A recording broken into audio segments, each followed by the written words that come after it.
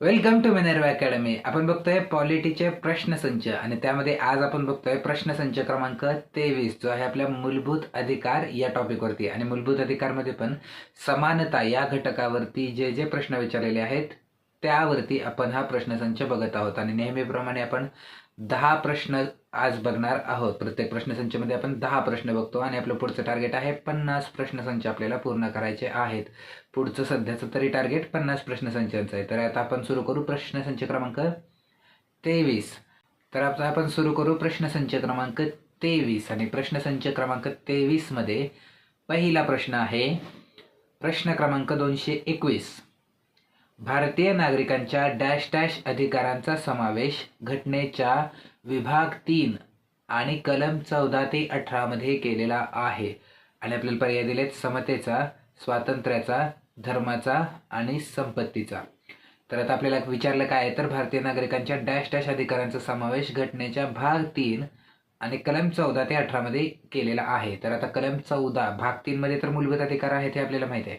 आपल्याला काय विचारले कलम 14 ते 18 मध्ये कशाचा समावेश केलेला आहे. तर कलम 14 ते 18 आपल्याला माहिती आहे समानतेचा अधिकार आहे. मूलभूत अधिकार समानतेचा कलम 14 ते 18 मध्ये आहे. कलम 12 आणि 13 हे सगळ्यांसाठी लागू होतात. म्हणजे कलम 12 मध्ये राज्याची व्याख्या आहे, कलम 13 मध्ये मूलभूत अधिकारांशी विसंगत कायदे रद्द होतील हे असं लिहिलेलं आहे. तर त्यामध्ये ते सगळ्यांना लागू होतं. कलम 14 ते 18 हे मात्र समानतेचे आहेत. आणि हा आपला प्रश्न होता. आपलं उत्तर काय आलं समतेचा. समानतेचा म्हणजे समतेचा. हे आता इथं समानता समता एकच आहे असं गृहीत धरायचं. ते या प्रश्नामध्ये ते गृहीत धरायचं आहे. तर हे आपलं उत्तर काय आलं पर्याय क्रमांक 1 समतेचा अधिकार कलम 14 ते 18 मध्ये आहे. त्याच्यानंतर पुढचा प्रश्न प्रश्न क्रमांक 222. भारतीय राज्यघटनेत समानतेचा हक्क 5 कलमांमध्ये मान्य केलेला आहे. ती कलमे कोणती. आणि आपल्याला पर्याय काय आहेत कलम 13 ते 17, कलम 14 ते 18, कलम 15 ते 19 आणि कलम 16 ते 20. आता वरचा प्रश्न बघितल्यामुळं हा प्रश्न जरा सोपा वाटेल की कोणती 5 कलम आहेत ते वरच्या प्रश्नामध्येच बघितलं. पण परीक्षेत काय असं होणार नाही. परीक्षेत काय असे 2 प्रश्न एकमेकांच्या खाली देणार नाही. त्यामुळे आपल्याला हे माहीत असलं पाहिजे की समानतेचा जो अधिकार आहे तो कलम 14 ते कलम 18 आहे. त्यामुळं कोणत्या 5 कलमांमध्ये समानतेचे तरतुदी आहेत तर तो आहे कलम 14 ते 18. आपलं कलम 14 ते 18 पर्याय क्रमांक 2 हे आपलं उत्तर येईल. कलम 13 ते 17, 13 मध्ये काय आहे तर मूलभूत हक्कांशी विसंगत कायदे रद्द होतील हे कलम 13 मध्ये लिहिलेलं आहे. त्यामुळे 13 येणार नाही. कलम 15 ते 19 यामध्ये आता 19 आहे. हे 19 कशाचं आहे तर हे 19 स्वातंत्र्याचं आहे. आणि कलम 14 इथं नाही, कायद्यापुढे समानता हे इथं आलेलं नाही त्यामुळे हे येणार नाही. आणि कलम 16 ते 20 आता 19 आणि 20 आहे हे कशाचे आहे तर हे स्वातंत्र्याशी संबंधित आहे. आपल्याला समानतेचा विचारलं तर ते कलम 14 ते 18 आहे. त्यानंतर पुढचा प्रश्न प्रश्न क्रमांक 223. प्रश्न क्रमांक 223 काय आहे तर असमानता ही राज्यघटनेच्या पुढील कोणत्या कलमाने प्रबंधित. त्यानंतर पुढचा प्रश्न प्रश्न क्रमांक 223. असमानता ही राज्यघटनेच्या पुढील कोणत्या कलमाने प्रतिबंधित केलेली आहे. आणि आपल्याला पर्याय काय दिले 10, 14, 19 आणि 21. आता आपला प्रश्न काय म्हणतोय तर असमानता कोणत्या कलमाने प्रतिबंधित केलेली आहे. तर असमानता प्रतिबंधित केलेली आहे ती केलेली आहे कलम, इथं जर पर्याय बघितले तर 10, 14, 19 आणि 21.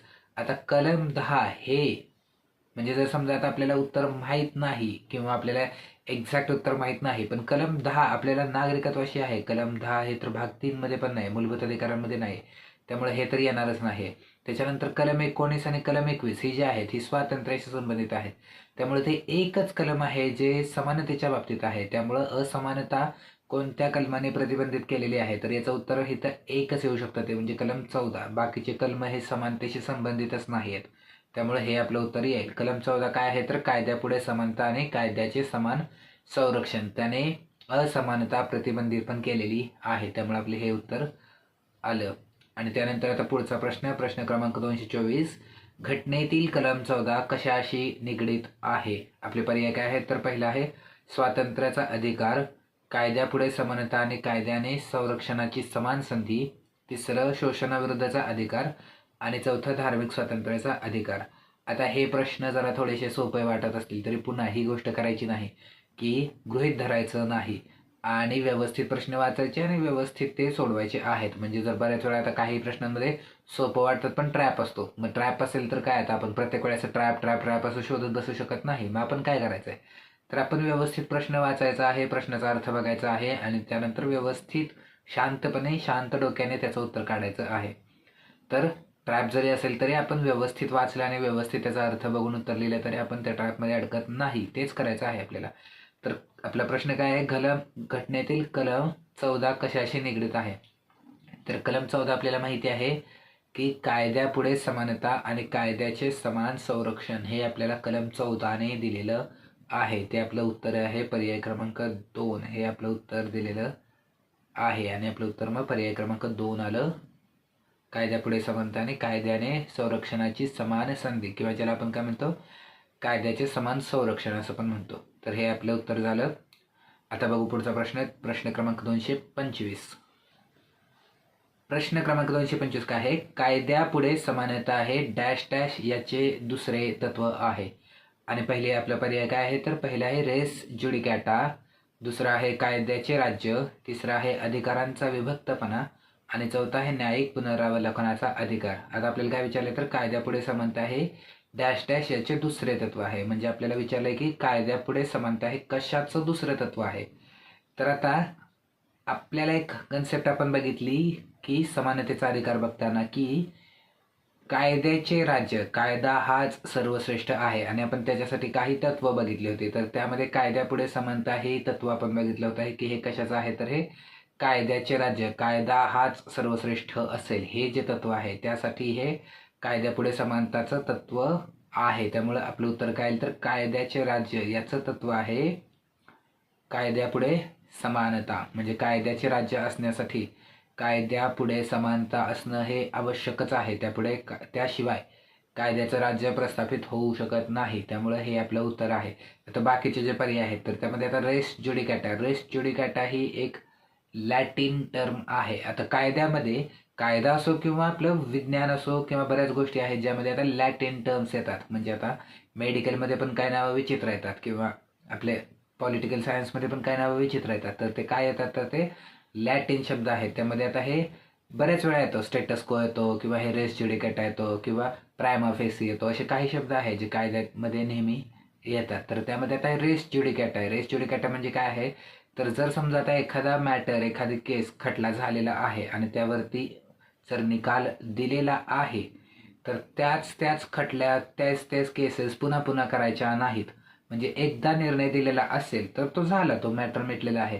पुन्हा त्याच संबंधीची केस पुन्हा पुन्हा पुन्हा पुन्हा होणार नाहीत. मग त्याने काय होतं, तर त्याने जो न्यायव्यवस्थेचा भार आहे तो खूप जास्त होतो. त्यामुळं हे रेस ज्युडिकॅटा हे तत्व आहे की एकदा जर समजा एखाद्या खटल्याचा निकाल दिलेला असेल तर तोच खटला पुन्हा पुन्हा करायचा नाही. याला रेस ज्युडिकॅटा म्हणतो. पण ते काय, कायद्यापुढे समानता रेस ज्युडिकॅटाचं तत्व नाही आहे किंवा अधिकारांचा विभक्तपणा पण नाही आहे. तो गरजेचा असतो. लोकशाहीमध्ये महत्त्वाचं तत्व असतं ज्याला सेपरेशन ऑफ पॉवर्स असं आपण म्हणतो, अधिकारांचा विभक्तपणा. पण ते पण काही दुसरं तत्व नाही. न्यायिक पुनर्विलोकन पण नाही. पण कायद्याचे राज्य चे जे आपण तत्व बघितली होती त्यामध्ये कायद्यापुढे समानता हे तत्व आहे. त्यामुळे आपलं उत्तर काय आलं, पर्याय क्रमांक 2 कायद्याचे राज्य. त्याच्यानंतर आता पुढचा प्रश्न, प्रश्न क्रमांक 226. प्रश्न क्रमांक 226 काय आहे, योग्य जोड्या लावा. अनुच्छेद आणि मूलभूत अधिकार. आपल्याला एका बाजूला अनुच्छेद दिले आणि दुसऱ्या बाजूला मूलभूत अधिकार दिलेले आहेत. आता आपल्याला जोड्या लावायच्यात.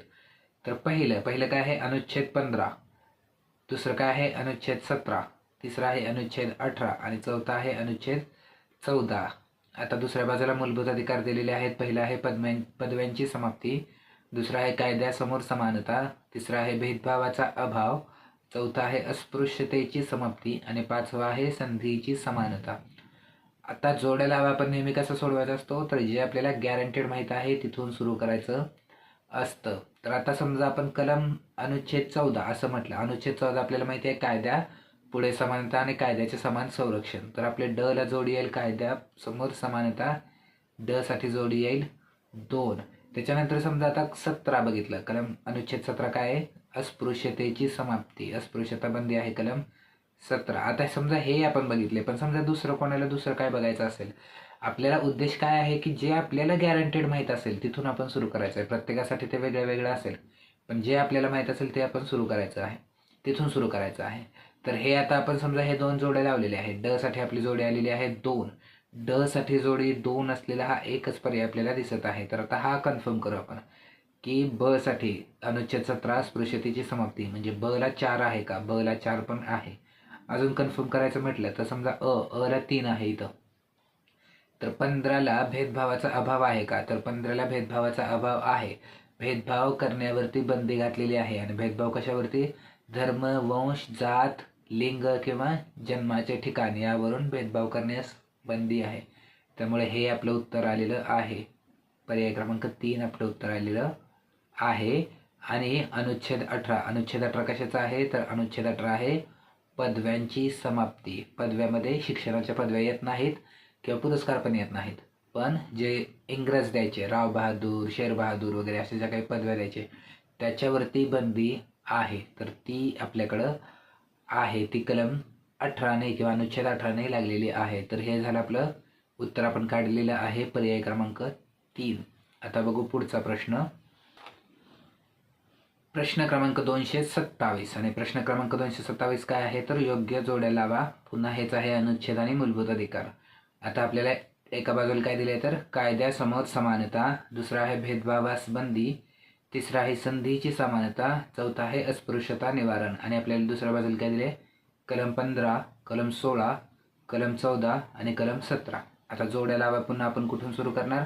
जे आपल्याला गॅरंटेड माहीत आहे तिथून. आता कायद्यासमोर समानता हे आपल्याला माहिती आहे कलम 14ने दिलेलं आहे. कायद्यासमोर समानता आणि कायद्याचे समान संरक्षण कलम 14 आहे. तर अ ला आपली जोडी आलेली आहे 3. त्यानंतर आता भेदभावास बंदी आपल्या कशाने आलेले आहे? कलम 15. आत्ताच आपण बघितलं की भेदभावास बंदी धर्म, वंश, लिंग, जात आणि जन्माच्या ठिकाण यावरून भेदभावास बंदी कलम 15 आहे. त्यानंतर संधीची समानता मिळण्यासाठीच्या तरतुदी कशात आहे? तर कलम 16 मध्ये आहेत. तर ते आपलं आलं कलम 16, संधीची समानता कलम 16 आणि अस्पृश्यता निवारण कलम 17 आहे. तर ते आपली जोडी लागलेली आहे. आता हे आपण उत्तर काढून झालेलं आहे आपलं. बघू आता अ साठी आपली जोडी आलेली आहे 3. तर अ साठी 3 असलेला इथं पर्याय क्रमांक फक्त एकच दिसत आहे. तर हाच कन्फर्म करू आपण फक्त की ब ला आपली जोडी आलेली आहे भेदभावास प्रतिबंध कलम 15(1). ब ला 1 आलेलं आहे. तर हे आपलं उत्तर येईल. जर कोणाला अजून कन्फर्म करायचं असेल तर संधीची समानता 2, संधीची समानता क साठी 2 आलेलं आहे. तर हे आपलं उत्तर आलेलं आहे. आणि हे झालं आपलं उत्तर पर्याय क्रमांक 3. आता बघू आपण पुढचा प्रश्न. पुढचा प्रश्न पण आहे जोड्या लावा. आणि आपल्याला पुन्हा एका बाजूला तरतुदी दिलेली आहे, दुसऱ्या बाजूला अनुच्छेद दिलेले आहेत. पहिलं काय दिलेलं आहे? अस्पृश्यतेची समाप्ती, दुसरं आहे कायद्यासमोर समानता, तिसरं आहे संधीची समानता आणि चौथा आहे भेदभावास प्रतिबंध. आणि अनुच्छेद 15, अनुच्छेद 17, अनुच्छेद 14 आणि अनुच्छेद 16. आता हा प्रश्न पुन्हा आलेला आहे. तर आपण आता एकदा जरा थोडासा रिव्ह्यू घेऊ. आपलं कलम 14 ते कलम 18 आपल्याला आहे ते आहेत समानतेच्या बाबतीतले. तर आपण कलम 14 ते 18. कलम 14 कशाचा आहे? कलम 14 आहे कायद्यासमोर समानता आणि कायद्याचे समान संरक्षण, हे आहे कलम 14. त्यानंतर कलम 15 कशासाठी आहे? तर कलम 15 आहे भेदभाव करण्यास बंदी आहे. आणि भेदभाव हे धर्म, वंश, लिंग, जात आणि जन्माचे ठिकाण यावरून भेदभाव करण्यास बंदी आहे. कलम 16 कशाचे आहे? तर संधीची समानता प्रस्थापित करण्यासाठी कलम 16 आहे. त्यानंतर कलम 17 कशासाठी आहे? तर अस्पृश्यता बंदी ही कलम 17ने आलेली आहे. आणि त्यानंतर कलम 18 कशाने आहे? तर पदव्यांची समाप्ती ही कलम 18ने झालेली आहे. आता हे जर आपल्या लक्षात राहिलं तर अशा प्रश्न आपल्याला सोडवता येतील. तर आता आपण बघू की पुन्हा अस्पृश्यतेची समाप्ती आपण काय बघितलं? कलम 17 आहे किंवा अनुच्छेद 17 आहे. तर आपली अ साठी जोडी येईल 2. त्यानंतर पुढचं काय आहे? कायद्यासमोर समानता आपली आहे अनुच्छेद 14. त्यानंतर संधीची समानता कशाने आहे? संधीची समानता मिळण्यासाठी तरतूद आहे अनुच्छेद 16. आणि भेदभाव करण्यास बंदी ही कशाने लावलेली आहे? तर 15ने लावलेली आहे. भेदभाव कशाच्या जोरावरती? तर धर्म, वंश, लिंग, जात, जन्माचे ठिकाण यावरून भेदभाव करण्यास बंदी, हे आपलं उत्तर आलेलं आहे. आता आपण बघू, हे आपल्या जोड्या लावलेले आहेत. आपण बघू, काय आलेलं आहे तर अस्पृश्यतेची समाप्ती 2 आलेला आहे. तर साठी 2 असलेले हे पर्याय क्रमांक 3 आणि पर्याय क्रमांक 4 आहे. म्हणजे पहिले 2 एलिमिनेट झालेले आहेत. त्यानंतर आता 2 कायद्यासमोर समानता, ते आलेलं आहे. साठी आपली जोड आलेली आहे 3, त्यामुळे साठी 3, इथं 2 आहे. तर अजून एक कन्फर्म करू. मग क काय आहे, संधीची समानता अनुच्छेद 16 म्हणजे 4. तर साठी 4 असलेला हा पर्याय आहे. त्यामुळे आपलं उत्तर काय येईल, पर्याय क्रमांक 4 हे आपलं उत्तर येईल. हा झाला प्रश्न क्रमांक 229. आणि आता बघूया प्रश्नसंचातला शेवटचा प्रश्न, प्रश्न क्रमांक 230.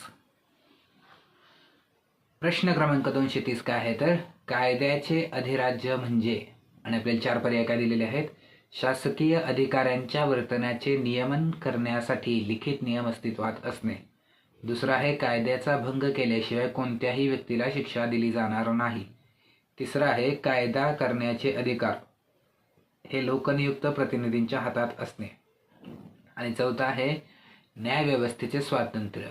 आता आपल्याला विचारलंय कायद्याचे अधिराज्य म्हणजे काय, किंवा ज्याला आपण कायद्याचे राज्य असं आपण म्हणतो, रूल ऑफ लॉ असं म्हणतो.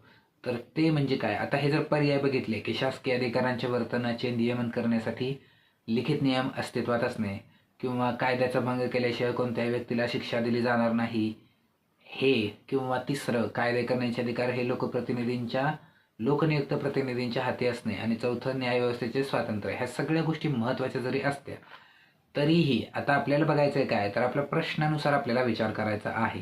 म्हणजे महत्त्वाचं काय, चांगलं काय हे नाही बघायचं आहे, आपल्याला प्रश्नानुसार जायचं आहे. तर प्रश्न आपला काय म्हणतोय तर कायद्याचे अधिराज्य म्हणजे काय. आता जर सगळं बरोबर वाटत असेल तर जास्तीत जास्त बरोबर काय बघायचं आहे.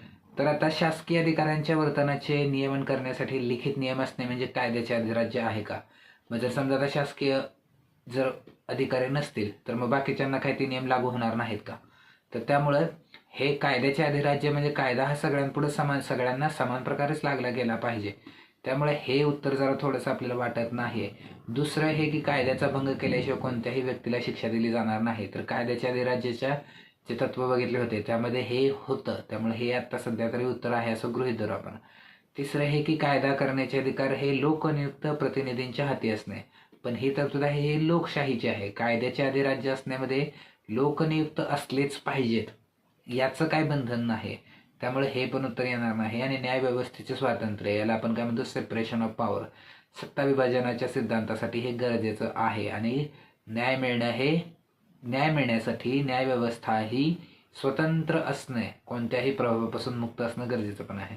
तर आता कायद्याचे अधिराज्य म्हणजे काय तर आता कायद्याचा भंग केल्याशिवाय कोणत्याही व्यक्तीला शिक्षा दिली जाणार नाही, आणि शिक्षा ही पूर्वलक्षी प्रभावाने रेट्रोस्पेक्टिव्हली लागू होणार नाही. म्हणजे जर समजा आता एखादा हा गुन्हा आहे हे आत्ता जाहीर झालं तर आतापासून शिक्षा देणं सुरू होईल.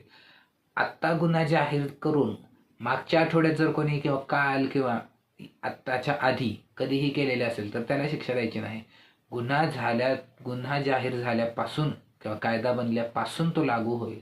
पूर्वलक्षी प्रभावाने रेट्रोस्पेक्टिव्हली तो लागू होणार नाही, हे पण एक तत्व आहे. तर त्यामध्येच हे कायद्याचा भंग केल्याशिवाय शिक्षा दिली जाणार नाही, हे कायद्याचे अधिराज्य किंवा रूल ऑफ लॉ असं म्हणतो, कायद्याचे राज्य, याचं एक तत्व आहे. त्यामुळे आपलं उत्तर काय येईल तर हे उत्तर येईल आपलं पर्याय क्रमांक 2 हे आपलं उत्तर येईल. आणि हा झाला आपला प्रश्नसंच क्रमांक 23 पूर्ण. 230वा प्रश्न पूर्ण झालेला आहे. प्रश्नसंच 23 पूर्ण झालेला आहे. आणि लवकरच आपण 50 प्रश्नसंच पूर्ण करू. पण तुम्ही पण चॅनलला तोपर्यंत सबस्क्राईब करा आणि व्हिडिओ शेअर करा.